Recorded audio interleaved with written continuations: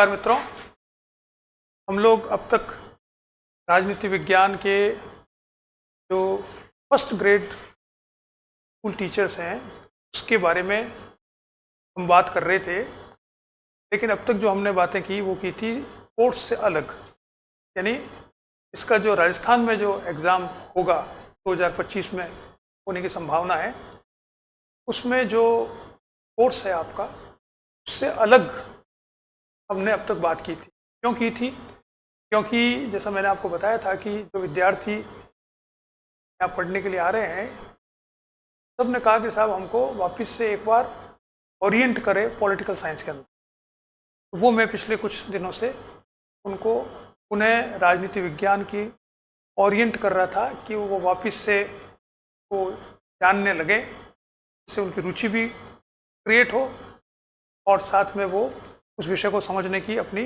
क्षमता को भी विकसित करें।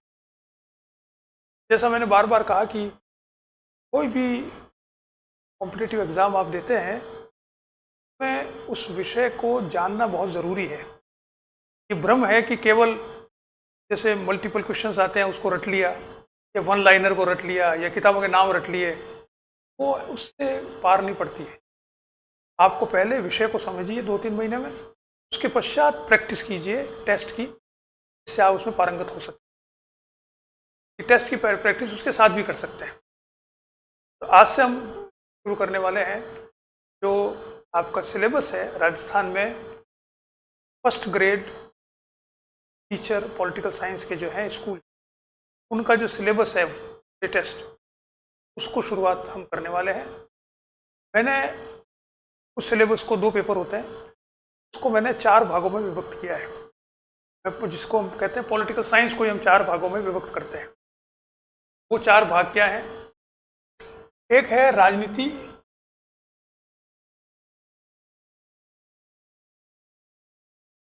सिद्धांत, 2-3 हिस्से हैं। एक तो है विचारक,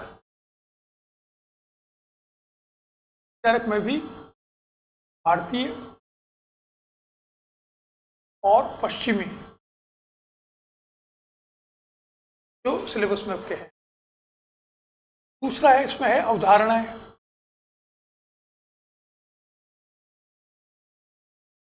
और तीसरा इसमें है सिद्धांत।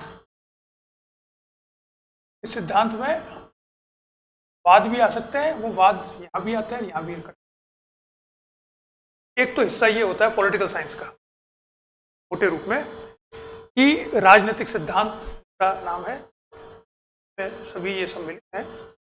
उसमें विचारक आएंगे पश्चिम के प्लेटो से लेकर मार्क्स तक, भारत में मनु से लेकर के महात्मा गांधी तक।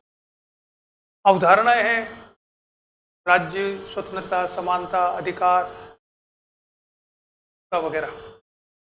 और सिद्धांत है उदारवाद, साम्यवाद, समाजवाद या दूसरे सिद्धांत व्यवहारवाद वगैरह।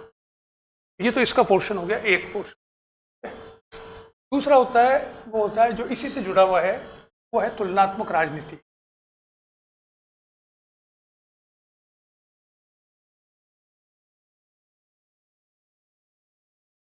तुलनात्मक राजनीति में जो मैंने वीडियो में बताया था आपको कि राजनीति की जो परिभाषा करते हैं तो मूलतः वह राज्य से संबंधित होती है। अब वो आप राज्य के अंदर जो अंग हैं उनसे संबंधित होती है, और जो राज्य को प्रभावित करते हैं कारक उनसे संबंधित भी होती है। तो इसमें जो विभिन्न राज्य हैं उसमें आपके सिलेबस में राज्य दिए गए हैं, किन किन के संविधानों को हमें पढ़ना है। इसमें है अमेरिका, दूसरा है ब्रिटेन, तीसरा है फ्रांस, चौथा है स्विट्जरलैंड। ये 4 मुख्य संविधान हैं। फ्रांस, ये सब मिलाकर जो मोटे रूप में जिसे हम कहते हैं प्रजातांत्रिक है वो इनमें व्याप्त है। ये स्वरूप हैं बहुत सारे। तो इसके अंतर्गत हम संविधानों का तुलना करते हैं, और संविधानों की तुलना में हम जो संविधान में 3 भाग होते हैं, सरकार, इसको हम कह सकते हैं दूसरी तरह से भी सरकारों की तुलना, जिसके 3 भाग या 3 अंग हैं। एक है व्यवस्थापिका, दूसरी है कार्यपालिका और तीसरी है न्यायपालिका। ये तीनों 4 संविधानों में, यूएसए, ब्रिटेन, फ्रांस और स्विट्जरलैंड, मूल रूप से इन 4 सिद्धांतों को देखना है। इसके अलावा भी कुछ कॉन्स्टिट्यूशन हम देख सकते हैं जो स्पेशलिटी कुछ हो, जैसे कनाडा का है या ऑस्ट्रेलिया का है या जर्मनी है, वो भी रेफरेंस हम दे सकते हैं इसके अंतर्गत। तो इनमें तुलना, इस तुलनात्मक राजनीति के अंतर्गत हम करते हैं। उसमें थोड़ा सा एक नई बात और आती है कि ये तो जब राजनीति को हम राज्य के रूप में परिभाषित करते हैं तब ये तुलनाएं करते हैं, लेकिन जब आधुनिक तरीके से हम परिभाषा करते हैं तब फिर आता है कि इनकी राजनीति की तुलना करो।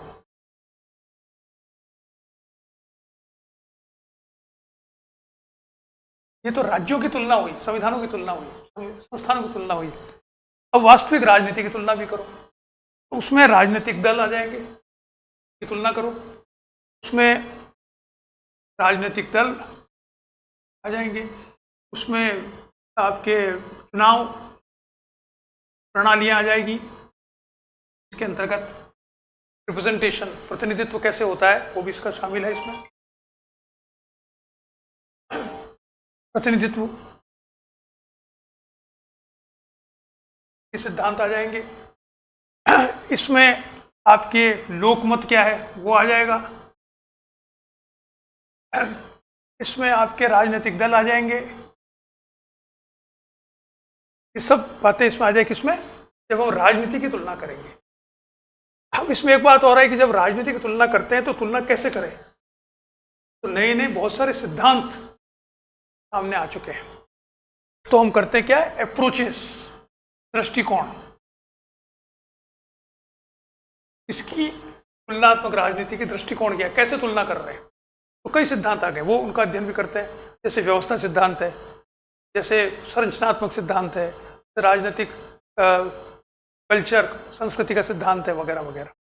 ये सब भी इसमें आएंगे किसमें, इन दृष्टिकोणों में। क्या क्या चीज़ नहीं आ गई, राजनीतिक विकास, राजनीतिक संस्कृति, राजनीतिक व्यवस्था, संरचनात्मक, राजनीतिक सामाजिकरण, राजनीतिक कम्युनिकेशन जिसे कहते हैं। तो ये सारी चीजें भी हम किस में आएगी, तुलनात्मक राजनीति के अंतर्गत आएगी। ठीक है, तो ये दूसरा हिस्सा हुआ जो आपका सिलेबस है, या किसी भी का सिलेबस हो, पॉलिटिकल साइंस की बात कर रहा हूं मैं, तो चूंकि इससे संबंधित है इसलिए अभी उसके बारे में बात करें, लेकिन आप असिस्टेंट प्रोफेसर का एग्जाम दो तब भी ऐसा ही है, आप आईएएस का दो, पॉलिटिकल साइंस का सब्जेक्ट, वो ऐसा ही है, ऐसे डिवीजन किया जाता है, चाहे पेपर में पहले और दूसरे में कुछ भी लिखा हो। तीसरा आता है, वो आता है कि ये जो तुलनात्मक राजनीति हमने करी है, इसमें बाकी सारे ये जो है ये सब तो हमने कर लिया, लेकिन इसमें तीसरा आता है, हमारे देश की तो राजनीति करें,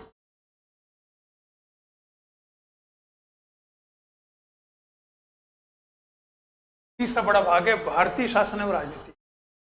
इसमें संविधान पढ़ा जाएगा, इसमें व्यवस्थापिका, कार्यपालिका, न्यायपालिका, फेडरलिज्म सिस्टम और यथार्थ की राजनीति जो इसमें कर रहे हैं, चुनाव कैसे होते हैं, संस्कृति क्या है यहाँ की, यहाँ पर कैसे आपके राजनीतिक दल क्या करते हैं, प्रेशर ग्रुप्स कौन से हैं। ये जो तुलनात्मक राजनीति का जो एसेंस है वो हम भारत पे लागू करेंगे, क्योंकि हम भारत के हैं। अगर वो अमेरिका के होते शायद ये नहीं करते, अमेरिका की बात करते, चीन में होते चीन की बात करते। तीसरा बड़ा जो हिस्सा है राजनीति विज्ञान विषय का आपके को, वो होता है भारतीय शासन और राजनीति। और अंतिम हिस्सा इसका जो है वो है अंतर्राष्ट्रीय राजनीति।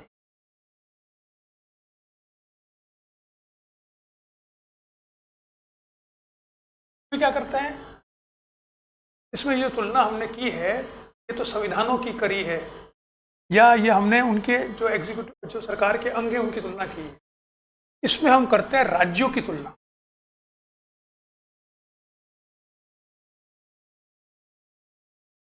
राज्यों की तुलना मतलब राज्यों के आंतरिक जो उसकी संरचना है उसकी तुलना नहीं कर रहे, राज्यों के बाह्य व्यवहार कैसा है वो अध्ययन करते हैं।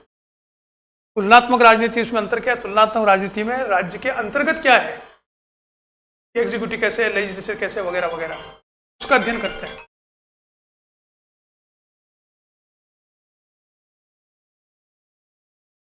और इसमें हम करते हैं राज्यों का बाह्य व्यवहार कैसा है, ये दोनों में मूल अंतर है। इसके बाह्य जो व्यवहार है उसमें कई चीजें आ जाती है जो 1945 के बाद में मुख्य रूप से हम अध्ययन करते हैं। 1945 के बाद में दो फेज हैं, एक ये 1945 से 1991, एक 1990। मोटे रूप से दो फेज माने जाते हैं अंतर्राष्ट्रीय राजनीति के, पहला तो ये है और दूसरा ये। इसमें cold war, rise of super powers, non align movement वगैरह, ये सारी बातें इसमें करते हैं। नए नए ऑर्गेनाइजेशन जितने भी बने वो सब इसमें आते हैं। इसके बाद शुरू होता नया फेज, होता अमेरिका की हेजेमनी का अध्ययन करते हैं। फिर नए नए संबंध विकसित हुए हैं, इसी में भारत की विदेश नीति में क्या परिवर्तन आया वो भी। तो ये अंतर्राष्ट्रीय राजनीति में हम राज्यों के बाह्य संबंधों का अध्ययन करते हैं। तुलनात्मक राजनीति में राज्यों के अंतर्गत जो होता है की तुलना करते हैं। और भारतीय शासन राजनीति में एक ही राज्य के अध्ययन करते हैं। और ये किन का अध्ययन करते हैं, किन अवधारणाओं से करते हैं वो हम पढ़ेंगे, पॉलिटिकल थियरी। तो ये चार भागों में हमने विभक्त किया है सिलेबस को, और इसके आधार पर हम अध्ययन करेंगे। और मैंने कोशिश की थी देखने की कि अगर इसके आधार पर आपके सिलेबस को हम विभाजित करते हैं तो लगभग 100 अध्याय होते हैं, 100 चैप्टर्स हैं, 100 अध्याय या 100 टॉपिक्स। इसके हैं ये फर्स्ट ग्रेड स्कूल टीचर, इसके सिलेबस में लगभग 100 अध्याय होते हैं, 90 से 100 के बीच में, जो भी आप मान लें। ये पूरा डिवीजन इस प्रकार का है, ठीक है। अब इसमें देखें तो हम जब पढ़ना आरंभ करते हैं तो दो तरीके होते हैं पढ़ने के।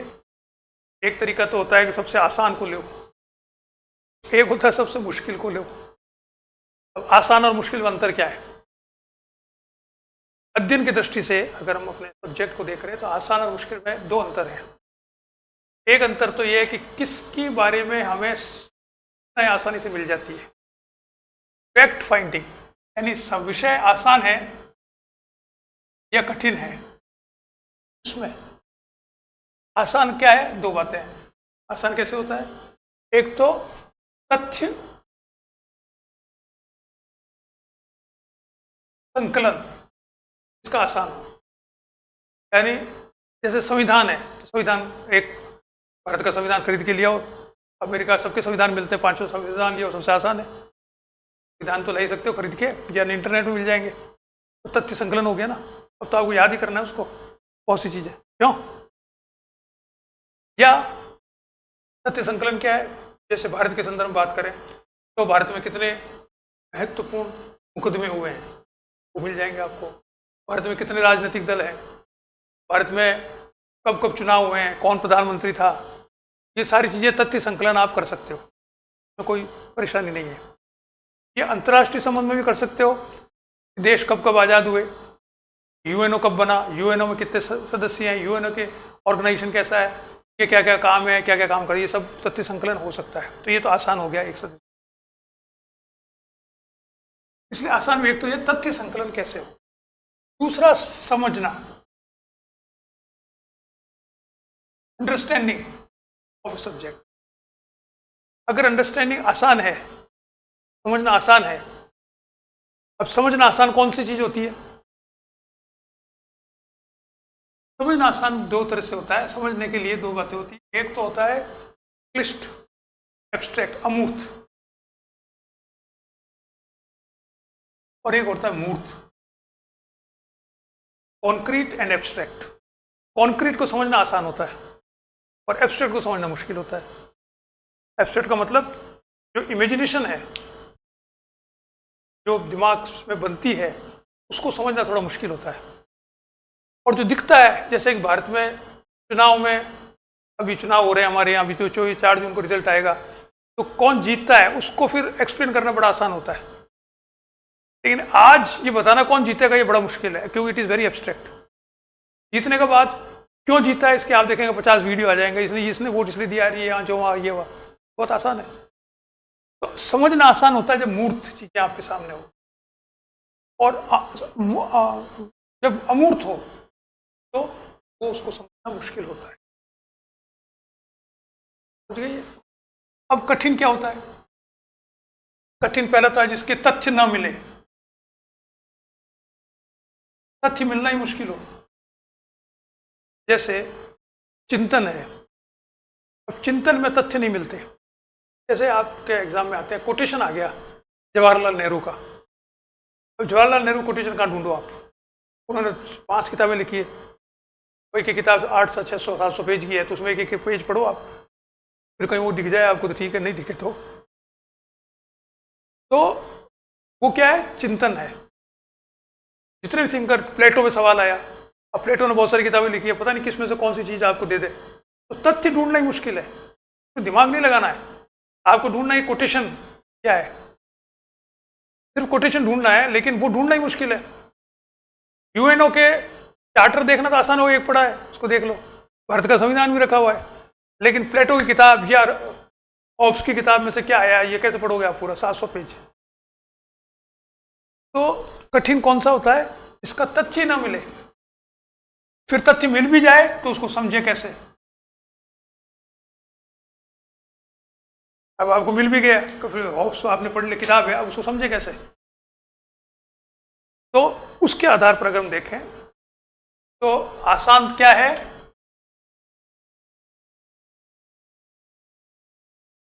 भारतीय शासन और राजनीति जैसे उसमें भी जो तथ्यगत है, जो कॉन्सेप्चुअल है वो तो मुश्किल है, जो मूर्त है वो तो आसान है।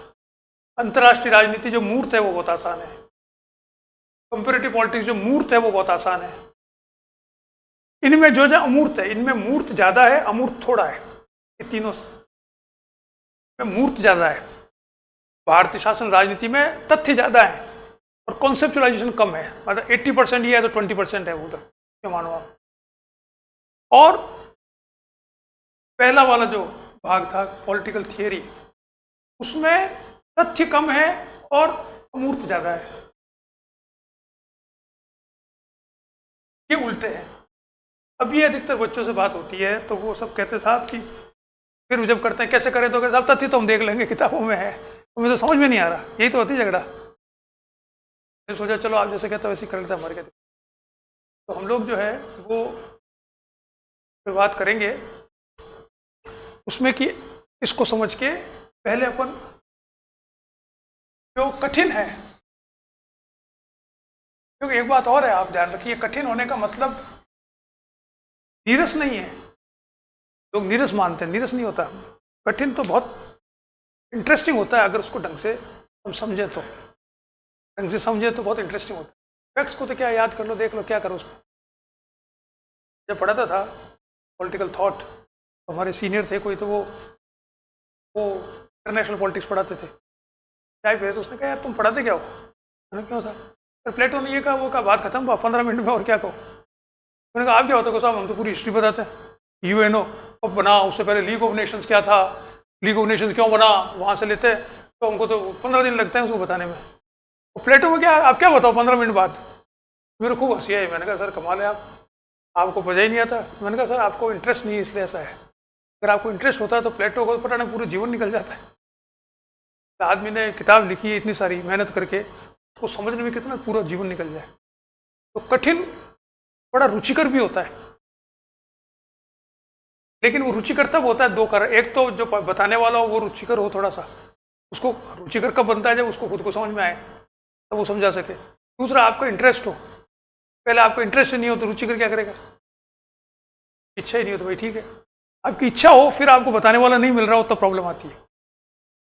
तो बताने वाला अच्छा कौन सा होता है, इसका सबसे अच्छा मैं बार बार कोट करता हूँ, आइंस्टीन ने कहा था। आइंस्टीन ने से पूछा था साहब कि ये बड़ा फिजिक्स बहुत मुश्किल है, वो मुश्किल है, खूब हंसा। उसने कहा जी ऐसा है कि हर चीज़ कठिन ही होती है, आपको समझ में आया नहीं आया इसका एक प्रमाण है, इसका एक मापदंड है। अगर आप कोई विषय 6 साल के बच्चे को समझा सकते हो जिससे वो संतुष्ट हो जाए प्रश्न का उत्तर, तो इसका अर्थ यह कि उस प्रश्न का उत्तर आपको आता है। अगर 6 साल का बच्चा आपसे संतुष्ट नहीं होता है तो इसका मतलब आपको आता नहीं है। वो अगर पूछे कि राज्य क्या होता है, अगर किताब में पढ़ने से डैडी नाना काका ये राज्य क्या होता है, अब आप उसको 6 साल की बुद्धि के हिसाब से उसको नहीं बता सकते, इसका मतलब आपको राज्य नहीं आता, खुद को ही नहीं आता। एमए पास खुद बता दोगे आप, लेकिन 6 साल का बच्चा पूछ सकता है कि दुनिया किसने बनाई, ये मेरा खिलौना तो इसने बनाया, उसने बनाया, ये रोज सुबह शाम कैसे बनता है, अब आप बताओ कैसे बनता है। अगर आप नहीं बता सकते इसका मतलब आपको खुद को नहीं पता है। ये आइंस्टीन ने कहा था। इसलिए क्लैरिटी ऑफ आइडियाज होनी चाहिए, वो तब आती है जब आपको समझ आ गया हो। तो समझ आ जाता है तो आपको क्लैरिटी आती है। 3 चीजें मैं कहता हूं कई बार। आप पहला तो आपका उद्देश्य क्लियर होना चाहिए, आप क्या चाहते हो जीवन में, क्या करना चाहते हो, वो उद्देश्य बिल्कुल क्लियर हो। ये सबसे मुश्किल काम होता है, पता ही नहीं होता किसी को। 60 साल में मालूम पड़ता है कि अरे यार क्या करना चाहते थे। जो लोग बचपन से जिन्होंने पकड़ लिया कि ये करना है, वो फिर उस उद्देश्य को प्राप्त कर लेते हैं। दूसरा, उस उद्देश्य को प्राप्त करने के लिए आपके पास विचार क्या है, कैसे प्राप्त करोगे, क्या उसमें आप स्पष्ट हो या नहीं हो। तीसरी बात, आपका संप्रेषण कैसा है। देखिए, आप समाज में रहते हैं तो अकेला व्यक्ति से कोई मतलब नहीं होता। सक्सेस भी जो होती है वो सब मिलके करते हैं। सफलता कैसे मिलती है, जो दूसरे लोग आपको सफल माने। मैं खुद घर बैठा कहूँ मैं सफल हूँ तो बैठे रहो, जब तक दुनिया नहीं मानेगी आप सफल नहीं होते। आप सुखी तो हो सकते हो, हैप्पीनेस तो आ सकती है, सुखी दुखी तो आदमी खुद ही होता है। दूसरों कहने का प्रभाव पड़ता है, लेकिन अल्टीमेटली सुख तो खुद में ही होता है। लेकिन सफल असफल दूसरे तय करते हैं। तो दूसरे लोगों को आप संप्रेषित नहीं कर पाओ तो आप सफल कैसे होगे जीवन। जितने भी बड़े लोग हुए उनको सबको कम्युनिकेट करना था। कम्युनिकेट का मतलब, हम जैसे लोग, आप एग्जाम दे रहे हो, पहली बात तो आपका उद्देश्य हो कि मेरे को पास होना है, फिर आपको पता हो कैसे पास होना है, फिर आप जो पास होने के लिए याद किया उसको लिख तो सकते हो, बता तो सकते हो। ये 3 चीजें जीवन में सबसे महत्वपूर्ण है आदमी के संतुष्ट होने, सफल होने के लिए। बड़े बड़े लोग हुए सब ऐसे हुए, आप देख सकते हैं। बड़े लोग हैं, उन्होंने कोई जो उद्देश्य उन्होंने तय कर लिया उसके बाद वो डगमगाते नहीं। उस उद्देश्य को प्राप्त कैसे करें, उनके पास विचार होते हैं कैसे करना है, उसमें भी वो डगमगाते नहीं है। फिर उनको विचारों को प्रेषित करना आता है। प्रेषित करने के लिए सबसे बड़ी बात है वो आज के संदर्भ में सबसे पर नियंत्रण।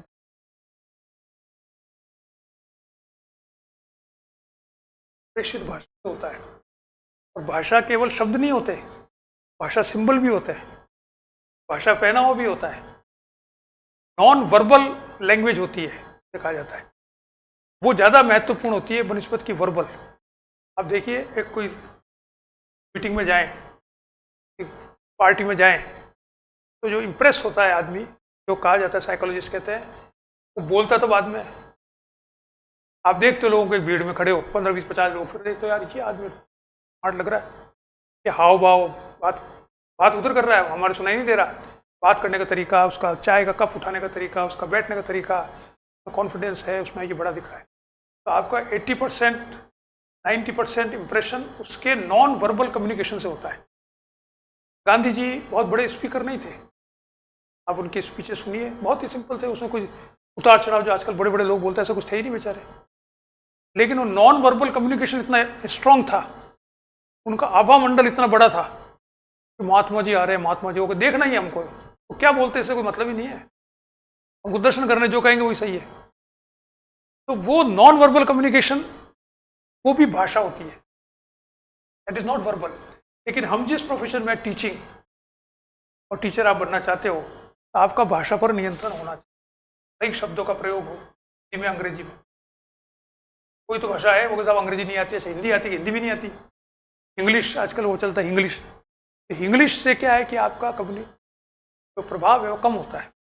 कम्युनिकेट तो कर लेते हो, लेकिन वो आजकल ये जो नया इंटरनेट के बाद में जो SMS और व्हाट्सएप और ये जो चले हैं, इंग्लिश चालू पैदा कर दी, नई भाषा मिक्स, वो बहुत इम्प्रेसिव नहीं है, बहुत ज़्यादा प्रभावी नहीं है।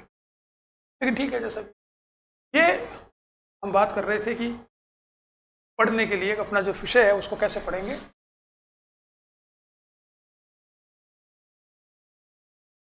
उसको हम शुरू करेंगे बाद में कि जो हमारे चैप्टर्स हमने बनाए हैं इस हिसाब से, उसमें जो पॉलिटिकल थॉट पे जो सिलेबस है वो 4 तरह से बना है। पहला है राजनीतिक सिद्धांत,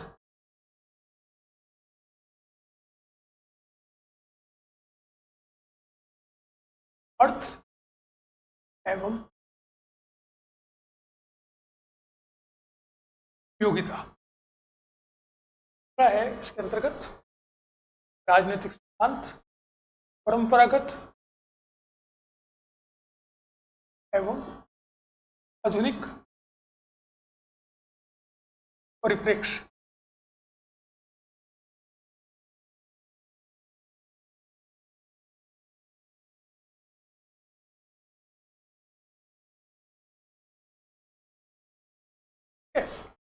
तीसरा है इसमें व्यवहारवाद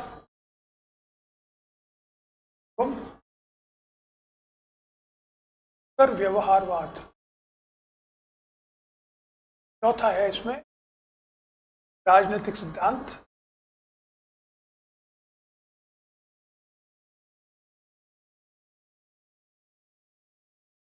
पतन एवं पुनरुत्थान।